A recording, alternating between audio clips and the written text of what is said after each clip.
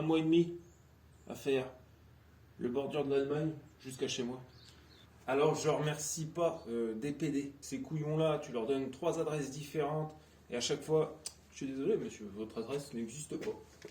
Non, c'est impossible d'habiter un lieu-dit en France. Oui, ça n'existe pas les lieux-dits. Fils de DHL, eux, ils sont capables de te livrer. Et DHL, ils te font passer ça en 3 jours jusqu'à chez toi. Donc si tu dois avoir affaire avec Dynapart, et ben surtout demande une livraison en mode contact, tu sais, tu dis que tu es intéressé, mais tu demandes une livraison avec DHL et pas DPD. Bref, c'est pas le sujet de la vidéo. Je suis ni sponsorisé par Dynapart, ni par DHL, ni par DPD. Donc j'en ai rien à foutre. Aujourd'hui, on parle d'un truc vraiment important, une bonne amélioration pour la crosse. Je connais plusieurs personnes qui ont monté ça sur des bagnoles différentes et à chaque fois on m'a dit c'est le jour et la nuit.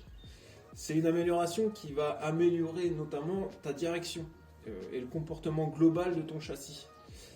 Parce que en fait, ce qui se cache dans ce carton, c'est une putain de barre anti-rapprochement, tu vois. C'est une barre de chez Wishier Sports. Alors, il y en a plusieurs. T'as plusieurs types parce qu'ils la font en revêtement carbone et elle est à presque 600 balles. Ensuite, ils la font en aluminium brossé, elle est à 400 balles. Et ils la font en chromé que je trouve assez jolie.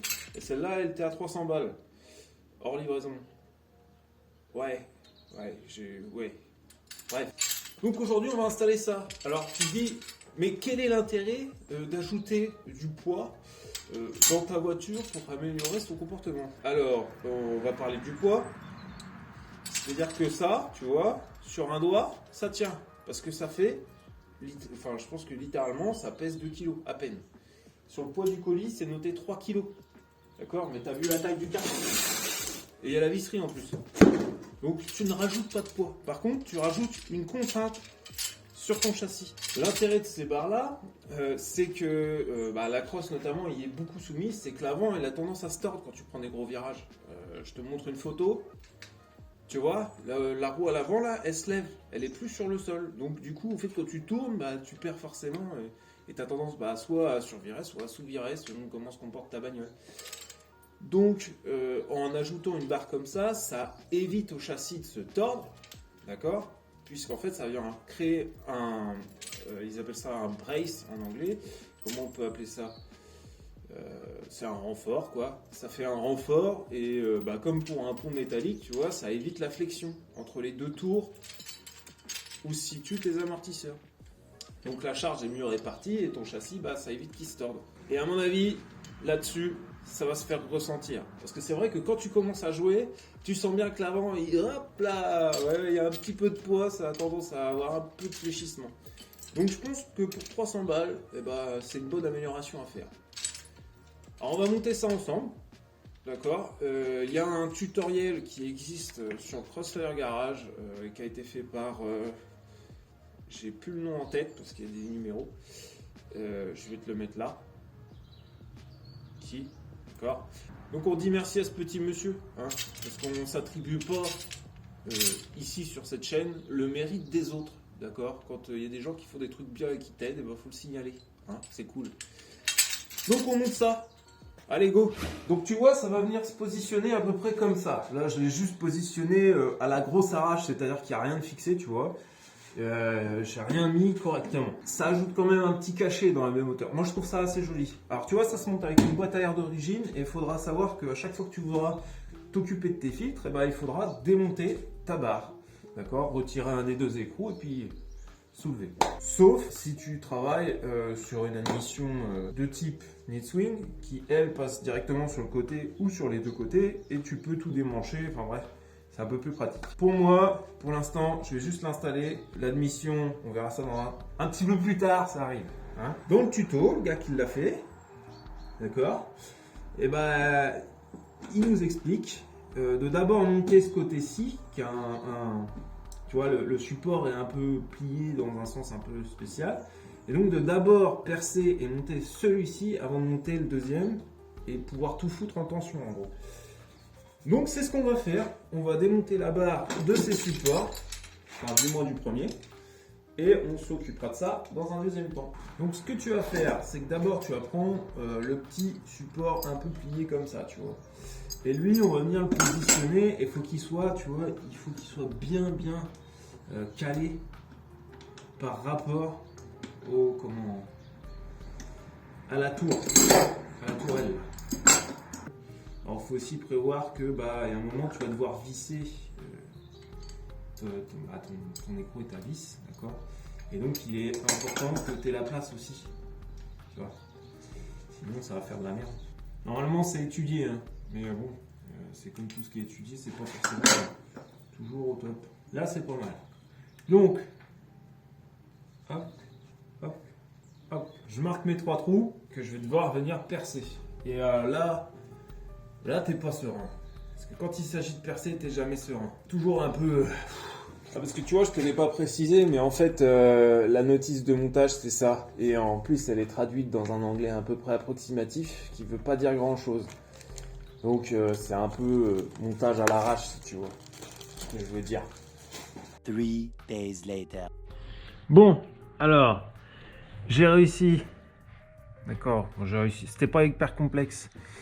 Donc, j'ai boulonné mes 3 points. Si je dois te faire un petit retour d'expérience, moi, je te conseille, c'est tu marques ces deux-là et tu les perces parce que tu peux percer droit et c'est plus pratique.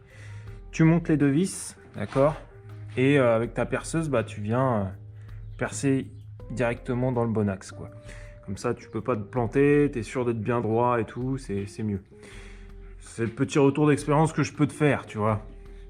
Alors, tu vois, moi, je perce avec... pas forcément avec les outils les plus haut de gamme, mais ça prouve bien que tu peux le faire même avec des outils bas de gamme et que ça va pas te coûter hyper cher. Alors ensuite en dessous, du coup c'est boulonné, tu vois. Hop, on les voit bien là, les 3 petits boulons. Donc ta rondelle et puis écrou-frein. Et le tout, je l'ai serré comme ils m'ont dit de le serrer, hein, à 25 Nm avec la péteuse. Donc ça vaut ce que ça vaut. Mais au moins, c'est serré, quoi. Donc maintenant, maintenant, il va falloir percer l'autre côté. Là, ça va pas être la même mayonnaise. Parce que l'autre côté, en fait, tu vois, je te montre. L'autre côté, le pattern, il est plat. Donc en fait, tu peux pas le fixer par rapport au coude de la surface, tu vois. Au coude de la surface. En gros, au bossage. Donc, comment on fait ça? En fait, on va venir positionner la barre. Ok. Voilà. Positionner de l'autre côté. Donc, on va la serrer à peu près. Essayer d'équilibrer un peu le truc, tu vois. Et je veux pas me faire chier. Je vais pas pointer, tu vois. Ça sert à rien. Je veux pas me faire chier avec ça. Je vais directement percer à travers le bracket. Alors, petit truc que j'ai fait aussi. Parce que forcément, tu perces à travers carrosserie, donc ça veut dire que tu mets un nul à tôle. Donc, tu prends ça, du petit framéto, tu vois. Ça, c'est top. Ça empêche la rouille, tout le bordel, et c'est nickel. Donc, j'en ai mis dans les trous que j'ai percés, et j'ai bien badigeonné en dessous. Comme ça, même s'il y a de l'humidité qui se met, elle pourra jamais faire de la rouille. Et ça, c'est quand même une bonne prévention. Alors oui, ça déborde un peu, hein. Mais c'est pas grave, les coulures, j'en ai rien à foutre. Bon, alors là, faut qu'on fasse un briefing. Tu vois, moi, je l'ai bien calé comme il faut. Elle est parfaitement à fleur, tu vois. Elle suit parfaitement la courbe. Mais, il y a un truc qu'ils n'ont pas prévu. En fait, là, putain, on voit rien, là. Là, attends. Hop. Donc, en fait, tu vois, là... Les vis, elles arrivent le long du renfort que tu as là, du renfort de tourelle.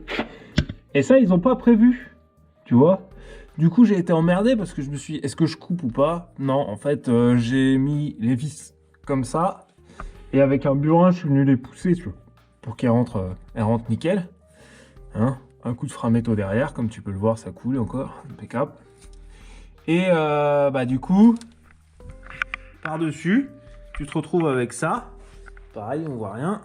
Ça, c'est magnifique. J'adore ce garage pour ça. C'est que c'est éclairé super bien. Donc, j'ai une vis dans le bon sens et 2 autres à l'envers. Alors c'est pas dramatique, tu me diras, mais c'est vrai que ça fait un peu moins esthétique. Bref, c'est pas grave, au moins c'est monté. Donc si je dois te donner un conseil, suis pas parfaitement le plat de ce côté-là. Essaye d'abord de voir comment tu te situes par rapport au renfort que tu as en dessous, parce que sinon ça peut vite devenir la merde. Et j'ai eu un petit coup de panique tout à l'heure, c'est pour ça que j'ai coupé. Mais bref, ça c'est réglé. Je suis en train de faire le montage de la vidéo de la barre là. Et en fait, je me suis rendu compte que si ici j'arrivais proche des renforts, c'est parce que quand j'ai remonté pour faire mes trous, j'ai inversé le support. Félicitations, PD. Donc en soi, ça change rien en termes de rigidité, c'est la même chose. C'est juste que si je l'avais mis dans le bon sens comme c'était monté d'origine sur la barre, et j'aurais pas eu le problème.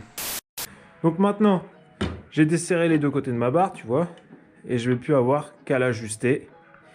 Et on aura fini le job. Pas mal? Pas trop mal. Bon, ça y est, ce coup-là, c'est monté et c'est resserré. Donc, il te faudra une scie pan taille 7 et une clé de 17 pour resserrer derrière. Et tu serres ça à 24 Nm selon ce qu'ils ont demandé. Hein, bon, après, tu peux souquer un peu plus fort si tu veux. Ensuite, tu resserreras donc, les contre-écrous de chaque côté de ta barre, d'accord? Alors tu serres pas trop fort, hein, ça sert à rien, c'est juste des contre-écrous. Et c'est une clé de 17 aussi, d'accord? Tu vas être obligé d'enlever, pour pouvoir serrer là, tu vas être obligé d'enlever ça. Et moi tu vois, je pense que le truc en métal qui est là, la tâche, je vais la plier un peu pour la dégager parce que tu vois, c'est ultra proche et ça me plaît pas extrêmement. Donc je vais la plier un tout petit peu en avant pour que ce soit un peu mieux. Voilà. Donc c'est encore une fois une barre que tu dois adapter, d'accord? Et comme tout ce qui s'adapte, tu es obligé de faire des adaptations qui vont avec aussi, quoi. C'est ça qui est un peu chiant.